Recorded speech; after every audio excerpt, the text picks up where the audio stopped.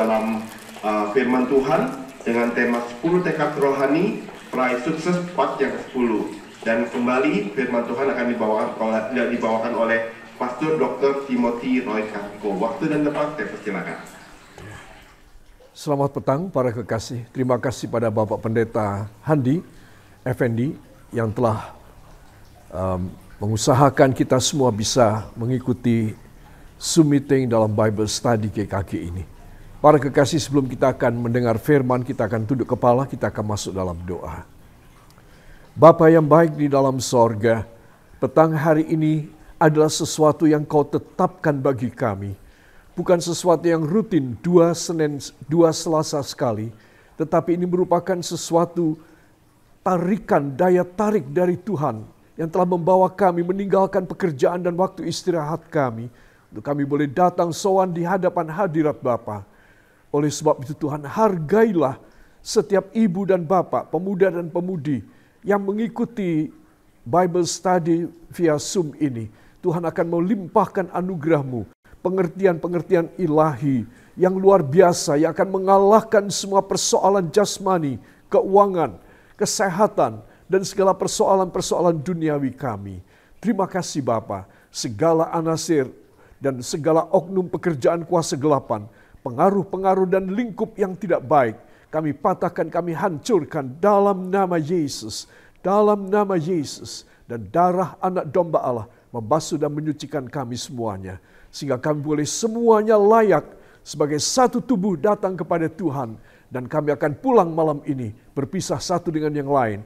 Menerima anugerah, tekad untuk sukses, tekad untuk bangkit dari setiap keadaan kami. Hanya di dalam nama Tuhan Yesus Kristus, Juru Selamat dan Penebus kami. Dan kita yang percaya demikian mengaminkan. Amin. Para kekasih, kita masuk pada tekad yang ketiga, ya saudara, dari 10 tekad ini. Dan saya ingatkan, dalam tahun ini kita hanya sisa 33 hari. Ya saudara, 33 hari lebih kurang. Dan saya ingin supaya kita semua boleh masuk di dalam 1 bulan terakhir, lebih 3 hari, ya saudara, supaya kita boleh mendapatkan segala anugerah Tuhan. Saudara, saya katakan kemarin, 2 minggu yang lalu, menjelang tutup tahun, itu semua perusahaan ingin dapat untung yang besar. Ya, bagaimana caranya mereka dapat untung yang besar? Wah, mereka sudah luar biasa, ya, sudah maksimum. Umpamanya banting harga, umpamanya, ayo pokoknya kamu ambil barang dulu, nanti bayarnya tahun depan. Ya saudara, nah untuk apa? Untuk mencatatkan prestasi, kalau bisa melampaui target. Melampaui target. Umpamanya penjual sepeda motor, ya targetnya dalam 1 tahun dia harus menjual 120.000 unit sepeda motor. Ya saudara, pada bulan November akhir baru laku 90.000. Masih kurang 30.000 unit yang harus dijual. Barang sudah ada. Saudara, tinggal ambil saja dari Cikarang, dari Jakarta, dari Surabaya. Tinggal ambil, tinggal truk bawa. Saudara, tapi nggak ada yang beli. Akhirnya apa? Dealer motor itu banting harga. Ya, atau memberikan iming-iming. Ya. Nanti kita akan undi siapa yang berhasil mendapat bisa ikut ke perjalanan ke mana, ke Asia, negara-negara Asia atau ke Eropa, atau mungkin bisa umroh dan lain sebagainya. Untuk apa saudara? Sekali lagi, untuk melampaui target. Tahun 2003 saudara, kita ini sudah hidup begini lama. Sekarang tinggal 33 hari. Berarti kita kan hidupnya sudah 332 hari. Saudara, kita sudah hidup 332 hari. Saudara, hanya sisa 33 hari. Bayangin, apakah kita tidak sungguh-sungguh ultimate, maksimum? Saudara, anggap saja bahwa tahun ini aku mengalami banyak kerugian di bidang rohani, di bidang jasmani. Ya, aku harus bertekad sekarang pada akhir tahun. Ya, saudara, dan itu penting sekali. Ya, saya yakin Tuhan menghargai kerinduan kita, tekad kita, saudara. Dan Tuhan memberi kemampuan kepada kita untuk melaksanakan tekad kita. Bukan cuma sekedar tekad saja di dalam hati keluar dari mulut kita, tetapi juga Tuhan memberi potensi, kuasa, otoritas, ya saudara, untuk supaya kita berhasil. Sehingga tahun depan saya dan saudara ini naik kelas. Ya, saya yakin kita semua ingin naik kelas. Katakan, saya ingin naik kelas. Itu sebab pada akhir tahun saya harus berjuang dalam nama Yesus. Amin. Beri tepuk tangan bagi dia. Haleluya. Saudara, ini bukan hanya untuk para hamba Tuhan, full-timer, tapi juga para part-timer, pelayan-pelayan sidang, yang hanya memberikan paruh waktu bagi pekerjaan Tuhan. Ya, paruh waktu yang lain untuk cari uang, untuk berbisnis, untuk berprofesi apa. Ya, tetapi ada waktu juga, oh saudara begitu baik mencintai Tuhan, walaupun part-time, tapi saudara mempersembahkan buat Tuhan sebagian waktu saudara. Saudara yang kekasih, keberhasilan adalah janji Tuhan. Katakan bersama saya, keberhasilan adalah janji Tuhan. Saya harus mengalaminya demi nama Yesus. Amin. Beri tepuk tangan bagi dia. Dalam Yosua 1 ayat 8 dan 9, ya saudara, kita sudah hampir hafal ya, sudah 10 kali ini. Dan saya ingin kita masuk pada bagian yang ketiga. Anda bisa mengatasinya. Tekad yang ketiga adalah saya harus bisa mengatasi. Saudara, kalau apa-apa saya nyerah, saya nggak punya tekad. Betul apa tidak? Ya kalau apa-apa saudara nangis, cuma bisanya nangis, ataupun mengeluh, berkeluh kesah, ngajak berantem si suami, ngajak berantem istri. Ya saudara, ngajak berantem kakak atau adik. Saudara, kita tidak punya tekad. Saudara, kita tidak mempunyai sesuatu motivasi. Bagaimana Tuhan menyuruh kita. Ayo, kenapa kamu kok males? Kenapa kamu kok ngelokro? Kenapa kamu kok nyerah pada keadaan? Kamu harus bangkit. Karena aku sudah bangkit. Ya, semua katakan bersama saya. Saya harus bangkit. Karena Tuhan Yesus sudah bangkit. Dia tidak mati. Dia bangkit. Jadi saya harus bangkit. Saya harus memiliki tekad. Demi nama Yesus. Amin. Haleluya. Ya. Saudara, saya minta saudara bersemangat ya. Ya, yang berkumpul bersama-sama anggukkan kepala ke samping. Ya, yang semangat ya, gitu. Saudara, di dalam istilah bahasa Inggrisnya adalah you can get it over. Ya, you can get it over. Kamu bisa mengatasinya. Saudara, jangan ciut hati, jangan kecil hati. Ya, saudara, nggak perlu cerita sama orang-orang. Apa yang menjadi beban saudara? Apa yang menjadi kemustahilan saudara? Cerita kepada Tuhan di dalam doa. Maka Tuhan akan memberikan jalan keluar bagi saudara sekalian. Amin. Itu sebab semua katakan bersama saya bisa mengatasinya. Yuk, sebelum semua. Saya bisa mengatasinya. Ya, saudara harus yakin bahwa saudara bisa mengatasi. Kemarin-kemarin sebelum kita belajar nomor 3 ini, tekad ketiga ini, kemarin-kemarin wah kita cepat putus asa. Ya kita mengatakan, ya aku menyerah saja sama Tuhan. Oh, saudara menyerah sama Tuhan bagus. Tapi itu baru 10% saja bagusnya. 90% saudara harus buktikan bahwa saudara seorang manusia, anak Tuhan, pilihan Tuhan yang mempunyai integritas, mempunyai tekad yang baik. Ya, jangan cuma aku pasrah kepada Tuhan. Loh, pasrah itu harus. Kita nggak boleh berantem dan berani sama Tuhan. Kita harus tunduk, menyerah, mengaku kalah. Dan kita harus tunduk pada kehendaknya.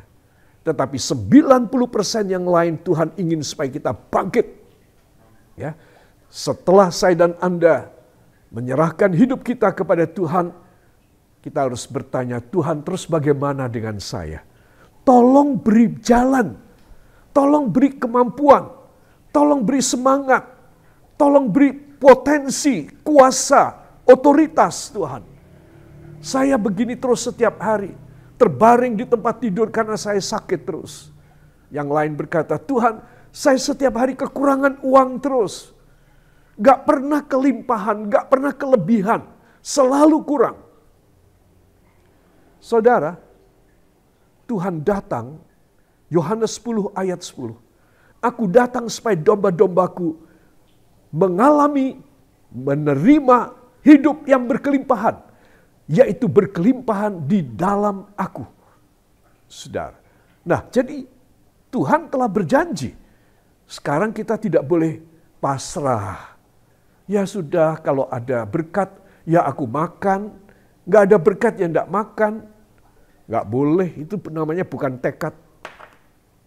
Itu namanya melempem, saudara. Ya, harus bangkit. Tidak boleh ngelokro. Ya, walaupun mungkin maafkan saya, ibu atau bapak, atau anakku yang masih muda, hidup sendirian. Ya, tidak ada yang menopang keuangan. Tidak ada yang mendampingi, tidak ada yang membela kalau ada persoalan. Ya, lebih berharap dan percaya bahwa Tuhan menyertai. Itu semangat harus ada. Jangan sampai melempem semangatnya. Ya, tua, muda, laki dan wanita sama. Kita harus bersemangat. Kenapa? Karena ada tekad yang ketiga yang kita harus miliki.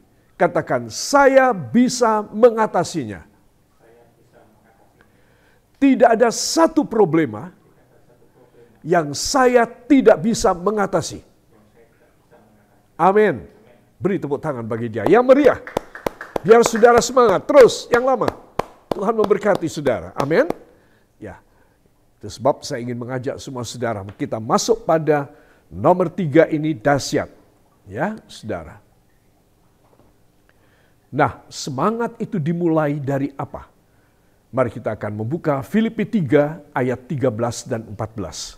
Mohon seorang saudara suka membacakan surat Filipi pasal 3 ayat 13 dan 14.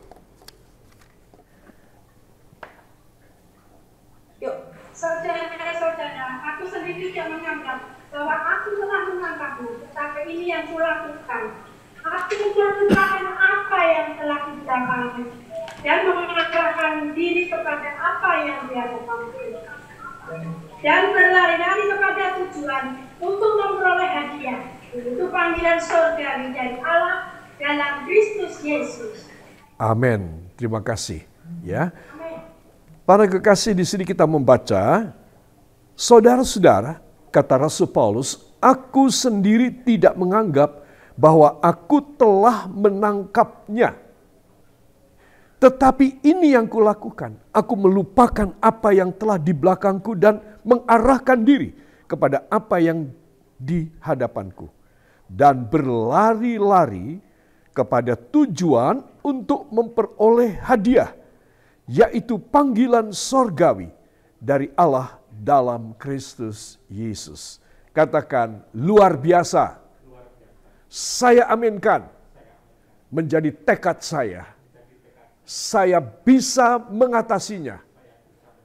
Dengan saya berlari-lari pada tujuan. Tidak mandek, tidak berhenti, tapi berlari dalam nama Yesus. Amin. Beri tepuk tangan bagi dia. Saudara jadi orang yang mau meraih kemenangan, jawaban, solusi. Karena dia bisa mengatasi itu satu kemenangan, saudara. Betul apa tidak? Kalau ada persoalan saya tidak bisa mengatasi, saya kalah. Tetapi kalau ada persoalan saudara bisa mengatasi, saudara menang. Saudara, ini hebatnya perjanjian Tuhan. Semua orang harus berusaha. Ya, ayat 13 itu keadaan statif. Keadaan berhenti. Ya, saudara. Ayat 14 itu keadaan dinamis, bergerak. Ayat 13 dibutuhkan, aku sendiri tidak menganggap bahwa aku telah menangkapnya, tetapi ini yang kulakukan, aku melupakan apa yang telah di belakangku dan mengarahkan kepada apa yang di hadapanku. Statif, ya, mandek. Tapi sudah mempunyai konsep, ide, tekad, sudah ada. Ayat 13 tekadnya sudah ada. Apa tekadnya? Aku, disebutkan di sini ya, tetapi ini yang kulakukan, aku melupakan apa yang telah di belakangku. Nah, saudara, nomor 1, lupakan masa lalu. Masa lalu apa? Masa lalu di mana iblis bekerja, menguasai kita, sehingga kita selalu jatuh dalam dosa. Lupakan. Apa masa lalu? Males, ogah-ogahan berbakti kepada Tuhan. Wah, itu repot sekali. Jadi ayat 13 adalah konsepsi di dalam hati kita. Sudah ada niat, tapi belum bergerak. 1, aku melupakan yang ada di belakang. 2, ya, aku mengarah kepada apa yang ada di hadapanku. Nah, ini ayat 13 ya, saudara. Dan ayat 14 mulai jalan. Dan berlari-lari kepada tujuan untuk memperoleh hadiah, yaitu panggilan sorgawi dari Allah dalam Kristus Yesus. Yang mau beri tepuk tangan bagi dia. Ya, jadi saudara, sebelum kita lari, harus ada konsepnya. Harus ada sesuatu yang menjadikan kita tergerak untuk maju. Apa itu? Yaitu aku melupakan yang negatif, yang jelek banget. Makanya aku mau meraih di depan yang bagus, yang sukses, yang mulia. Aku mau melupakan yang jelek. Di mana aku gagal, aku gugur, aku tidak berhasil, aku jauh dari Tuhan. Saudara, kalau orang tidak punya konsep bertobat, maka dia akan selalu mengingat yang belakang. Oh iya ya, kalau berbuat dosa itu kumpulannya besar, banyak teman-teman yang melakukan dosa. Enak sekali, saudara. Bebas rasanya, jauh dari Tuhan. Nah, saudara, ini orang tidak bertobat. Tidak mungkin orang yang tidak bertobat bisa menerima panggilan sorgawi. Ayat 14. Orang yang tidak bertobat tidak bisa berlari-lari kepada panggilan sorgawi. Artinya apa, saudara? Kalau dia mati, tidak ada keselamatan. Masuk dalam hukuman kekal. Saudara, itu. Makanya jadi anak Tuhan jangan nanggung. Ya, ayo katakan pada samping Anda. Kalau ada teman ya, kalau sendiri nggak usah bilang. Nanti dikira aneh nanti ya. Nah, katakan jadi anak Tuhan jangan nanggung. Jangan tanggung. Harus pol-polan. Ya. Katakan harus ngegas. Ya. Nah, itu penting sekali para kekasih ya. Jadi saya ingin supaya kita semua itu jadi anak Tuhan, jangan separuh-separuh. Jangan separuh-separuh. Itu tidak boleh. Harus yang matang, yang sungguh-sungguh. Ya, saudara. Nah, kalau saya dan saudara bisa demikian, maka kita akan menjadi anak Tuhan yang menyenangkan hati Tuhan. Amin. Nah, sekarang kita masuk pada ayat 14. Dan berlari-lari kepada tujuan, yaitu panggilan sorgawi di dalam Kristus Yesus, Tuhan kita. Berlari-lari. Saudara, berlari-lari itu artinya apa? Nah, saya akan tunjukkan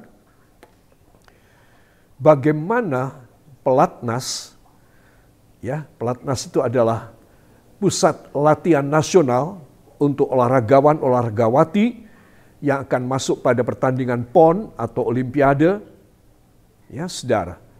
Nah, untuk bisa lari cepat, aku berlari-lari. Ya, saudara, ayat 14 tadi. Para atlet lari sprinter, lari cepat, 100 meter atau 200 meter itu lari cepat. Kalau di atas 200 meter itu sudah bukan lari cepat, tapi lari jauh. 400, 600, 800, 1000 meter. Ya, tetapi kalau lari cepat, latihannya aneh. Latihannya adalah para sprinter ini, atletnya ini, baik laki ataupun perempuan, mereka dilatih untuk berlari, lari rintang gawang atau lari gawang. Mereka lari, ada gawang, ya, ada palang, mereka harus melintasi. Padahal mereka bukan atlet rintang gawang, rintang palang, bukan. Tetapi mereka atlet lari biasa.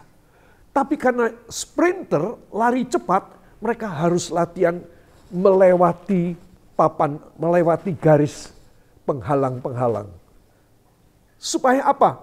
Supaya mereka itu mempunyai kecepatan dan potensi yang lebih besar. Kalau saya mau berlari-lari dan berhasil sampai pada tujuan, saya harus latihan mengalahkan penghalang-penghalang di depan saya. Mari kita akan melihat video singkat ini berikut ini. Dari Stadion Mandala Krida, Yogyakarta. Kalau sebelumnya kita lihat sprinter atau pelari jarak pendek berlatih dengan hurdle drill atau menggunakan semacam gawang kecil, kali ini kita lihat pelari gawang yang menggunakan gawang untuk berlatih. Gawang yang digunakan berlatih serupa atau menyerupai atau mirip ukurannya dengan yang benar-benar untuk lomba. Hanya saja latihan kali ini tidak seperti pada lomba yang sesungguhnya. Dan seperti sebelumnya, ini juga hanya merupakan salah satu dari banyak rangkaian latihan. Yang kita tengok saat berlatih ini adalah Rahma Anissa, seorang pelari 400 meter gawang dan 400 meter flat dari daerah istimewa Yogyakarta yang dipersiapkan menuju Pekan Olahraga Nasional ke-20 di Papua. Kita perhatikan variasi apa saja yang dilakukan atlet tersebut berlatih menggunakan gawang yang sama. Kalau berlomba menempuh jarak 400 meter, tapi dalam berlatih ini hanya beberapa puluh meter dan jarak antar gawang sangat dekat.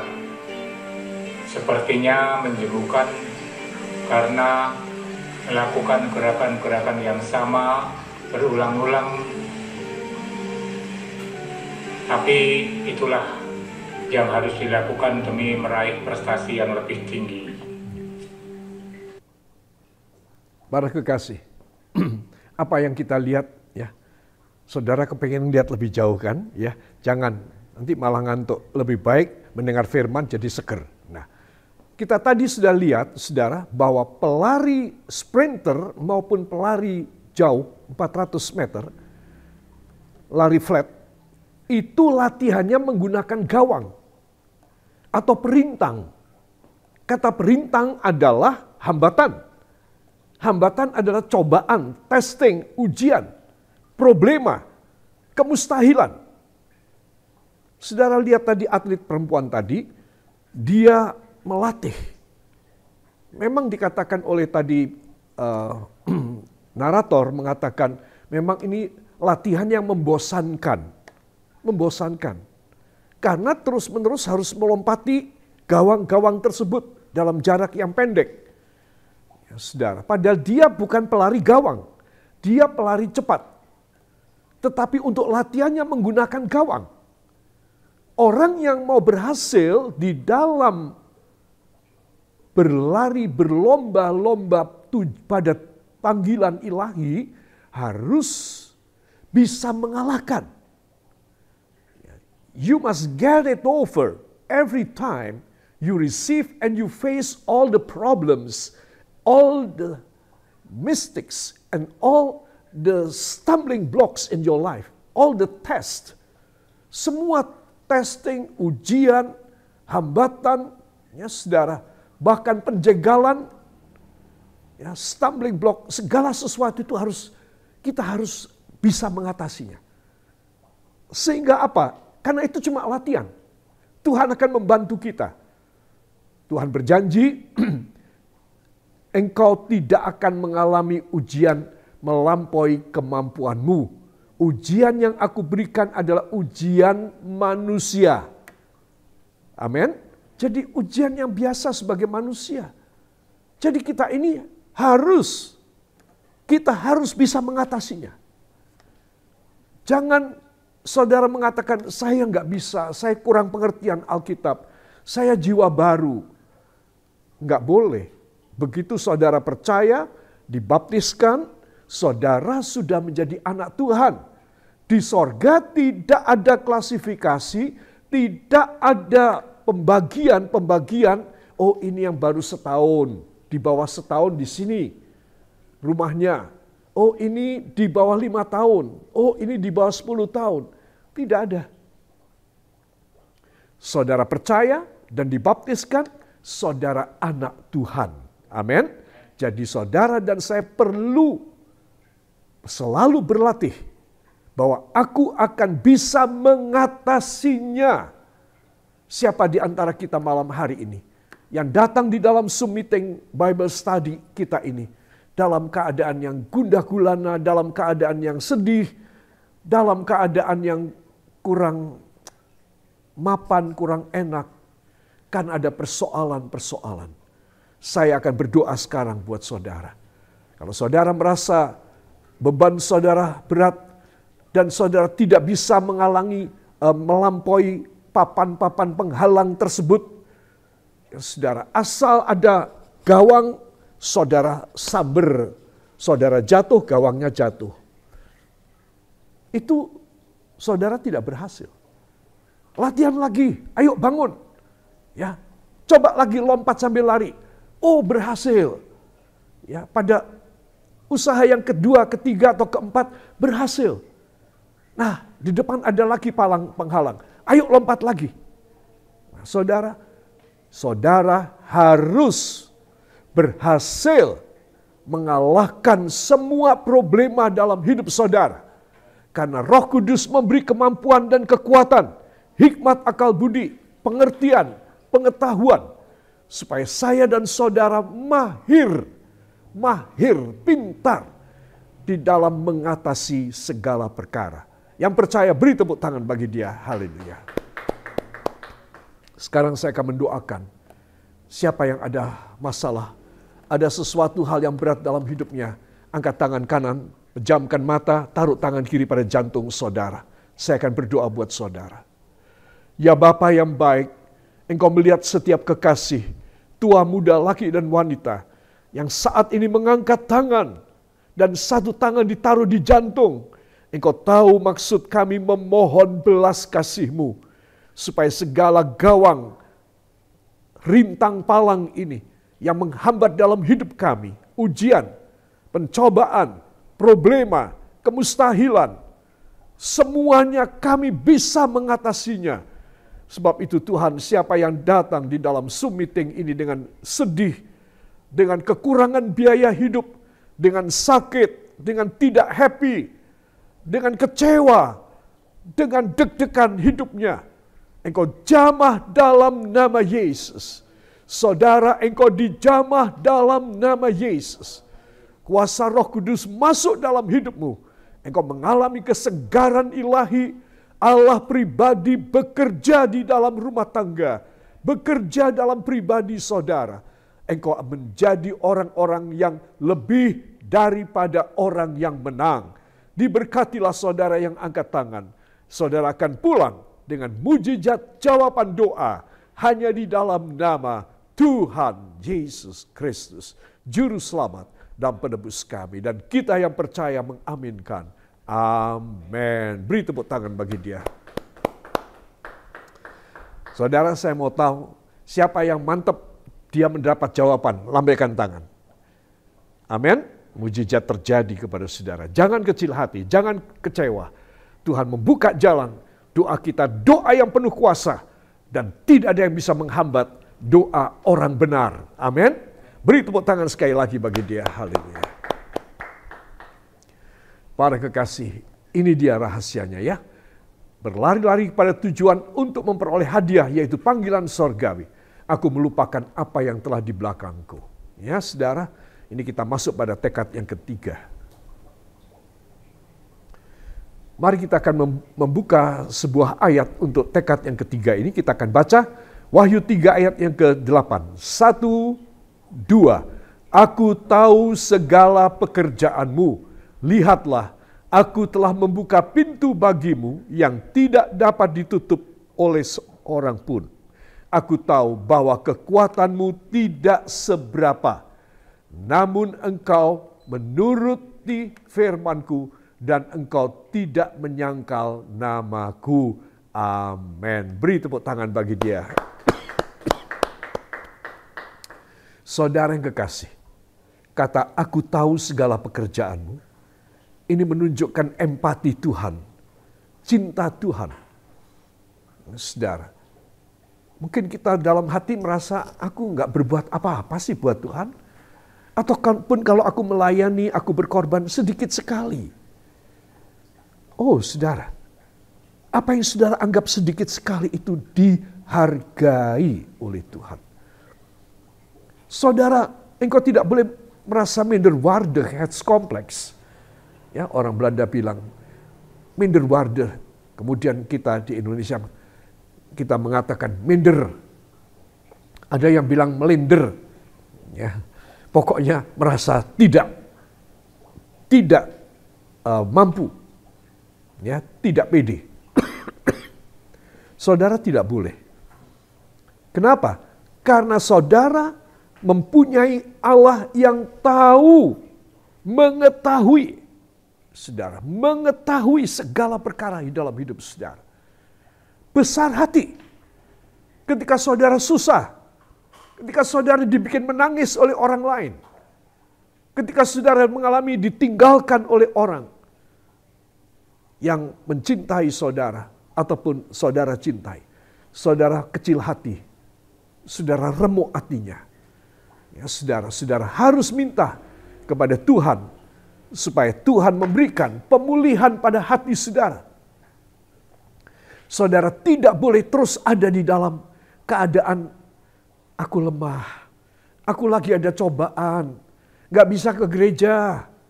Ya, kalau pendetanya telepon atau teks, jawabannya seperti itu. Kalau teman anjang sana ke rumahnya, kenapa kamu sudah lama tidak kelihatan di gereja? Ya, aku lagi ngalamin pencobaan. Saudara, tolong dikuatin, ya, dihibur. Kenapa kamu kecil hati? Padahal Tuhan tahu, sekecil apapun kamu lakukan buat Tuhan, Tuhan menghargai. Ya. Puji Tuhan kalau kamu bisa berbuat banyak, hal yang besar. Tapi hal yang kecil pun Tuhan menghargai. Yang percaya beri tepuk tangan bagi dia.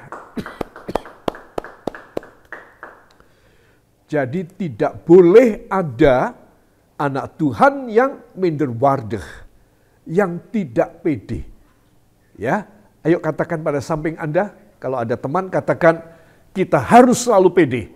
Tidak boleh tidak pede. Katakan, ya, sementara saudara mengatakan izinkan saya minum.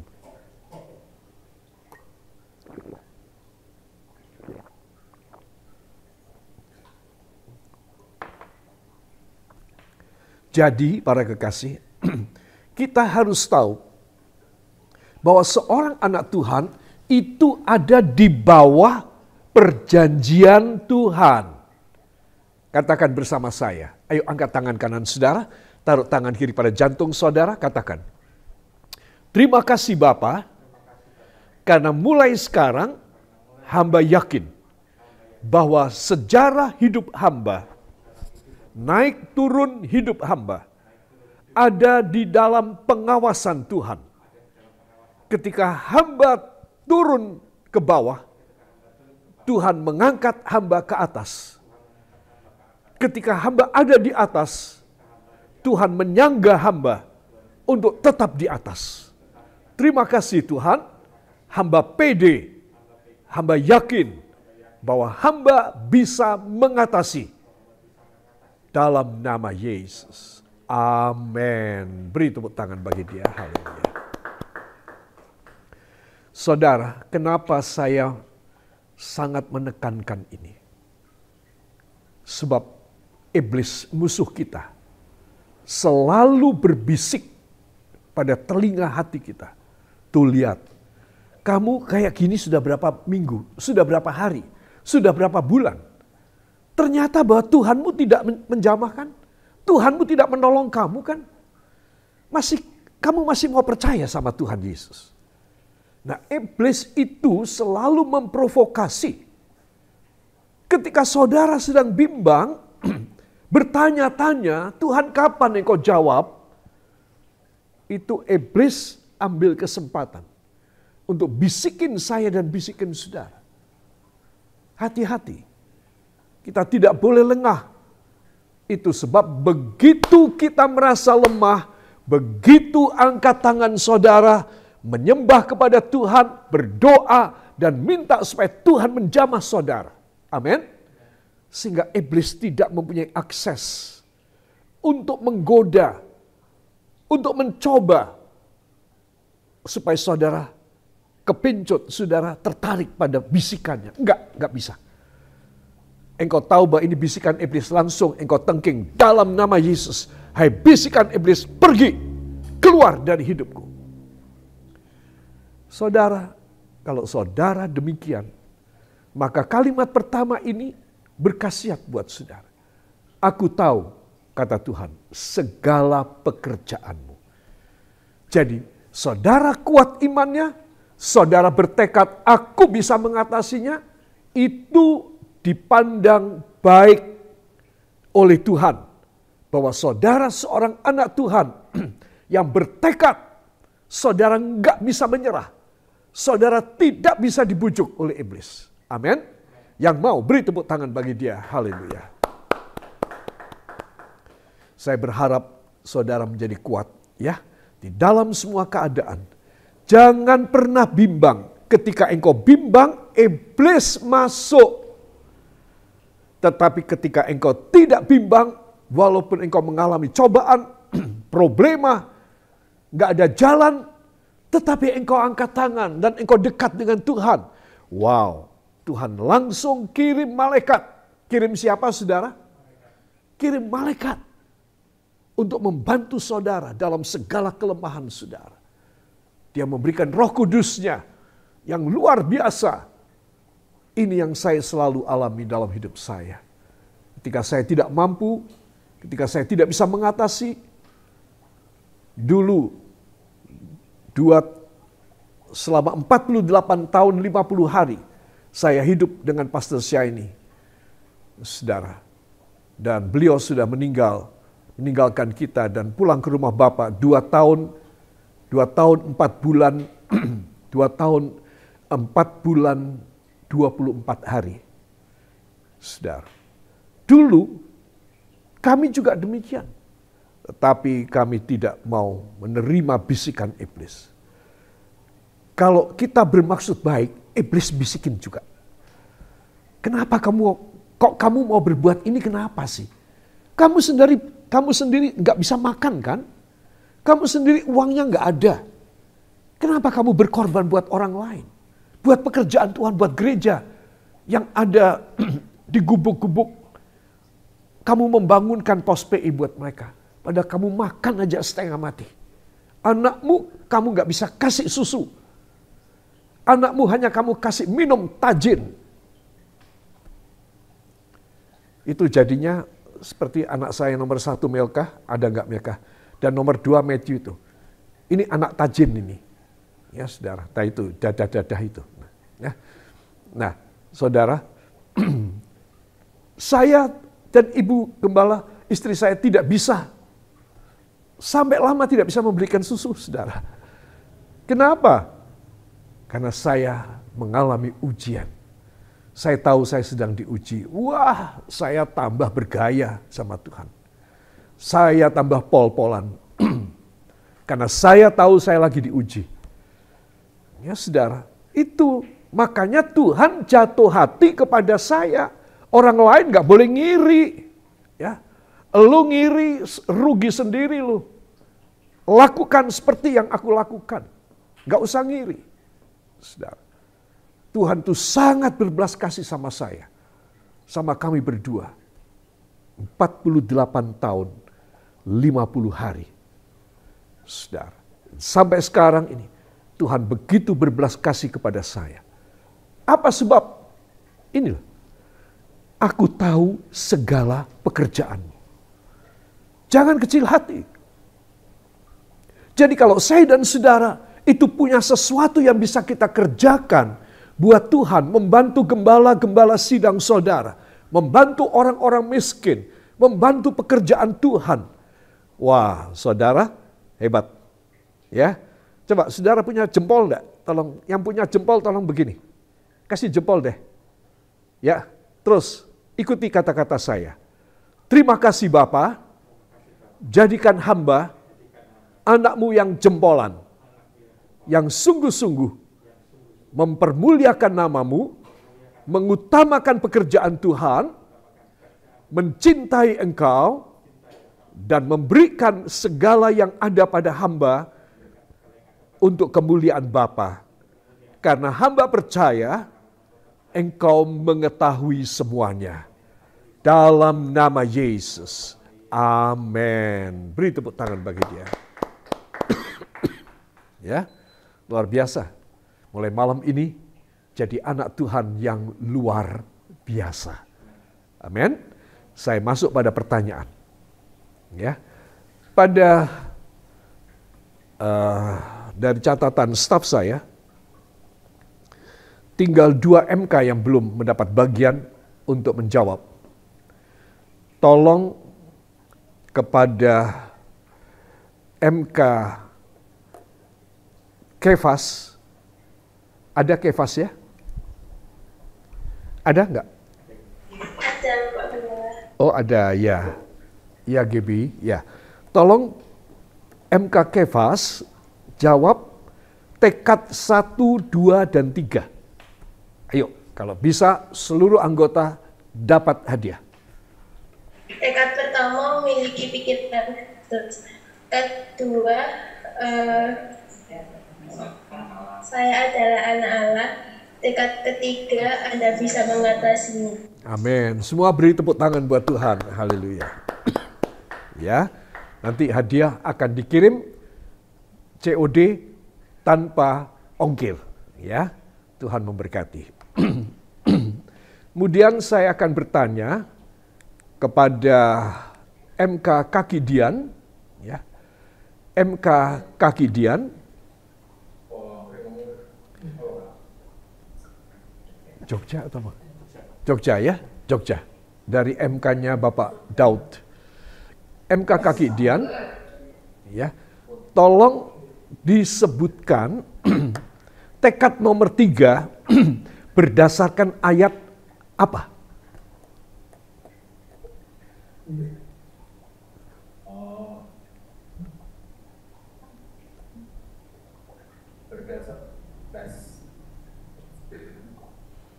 Berdasarkan ayat Filipi 3 ayat 13 sampai 14, Pak.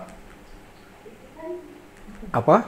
Berdasarkan Filipi 3 ayat 13-14. Ya, bagus. Ya, dapat hadiah. Beri tepuk tangan buat Tuhan. Ya, Tuhan berkati.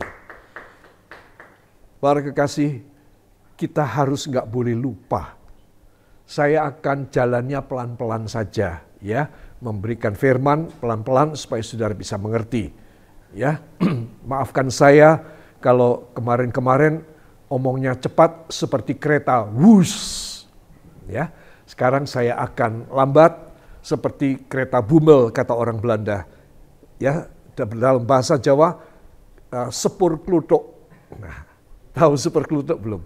Ya, kalau orang sudah setua saya pasti kenal namanya sepur kluthuk, yaitu sepur kereta api yang jalannya kluthuk gitu, ya, karena saking pelannya. Nah, saudara, saya ingin supaya saudara memahami semuanya, ya. Tolong dipelajari lagi, ya, tekad 1, tekad 2, tekad 3. Saya yakin itu akan, kalau firman menjadi daging. Ini satu rahasia. Perhatikan. Bila mana kita mendengar firman, ya, Yohanes 1 ayat 12, itu firman harus menjadi daging dan tinggal di antara kita. Bagaimana ya, kok bisa jadi daging itu gimana ya? Nah, kalau kita makan nasi, makan buah-buahan, makan roti, atau makan daging, para kekasih, maka itu bisa menjadi daging. Ya, saudara, kata daging itu artinya menjadi daging, itu membawa manfaat. Sebab ada yang kita makan menjadi gula, ya, glukosa di dalam darah kita. Ada yang menjadi endapan garam dalam bentuk kristal. Kristal membesar menjadi batu ginjal atau batu empedu. Tidak menjadi daging, tetapi menjadi penyakit. Itu sebab makanlah, terimalah yang bisa dicerna oleh tubuh kita yang menjadi daging. Ya, Yohanes 1:12, firman telah turun menjadi daging dan tinggal di antara kita, dan kita melihat kemuliaannya, yaitu kemuliaan anak dari Bapa. Kemuliaan Yesus. Jadi orang yang mendengar firman dan mencamkan di dalam hidupnya, dia menjadikan firman itu dagingnya. Ya, sehingga apa? Sehingga Tuhan akan memelihara, menjamin, melindungi anak Tuhan yang mau menerima firman menjadi daging. Ya, dan itu juga akan diejawantahkan, direalisasikan ketika sebentar kita akan makan perjamuan kudus. Ya, saudara, itu sebab sebelum saya tutup dan saya serahkan kembali kepada Bapak Pendeta Handi Effendi, maka saya akan ajak saudara untuk mengambil minyak urapan. Silahkan, ya. Dan kita semua akan mengurapi kepala kita dengan minyak urapan ini, supaya kita boleh menjadi orang-orang yang dimeterai. Saudara, silakan dibubuhkan pada jari tangan saudara sedikit, dan angkat tangan kanan saudara dengan minyak ini, taruh tangan kiri kembali pada jantung saudara, ikuti doa saya. Ya Allah Roh Kudus, pada malam hari ini, izinkan dan layakkan hamba memakai minyak yang biasa ini untuk dioles pada dahi hamba. Ketika hamba mengolesnya, minyak yang biasa ini menjadi minyak urapan. Dalam nama Yesus, silahkan dijamah, dioles pada dahi saudara. Dalam nama Yesus, sekali lagi, dalam nama Yesus, Allah Roh Kudus mengurapi aku. Aku diurapi oleh rohnya. Aku dibaharui. Aku dipulihkan.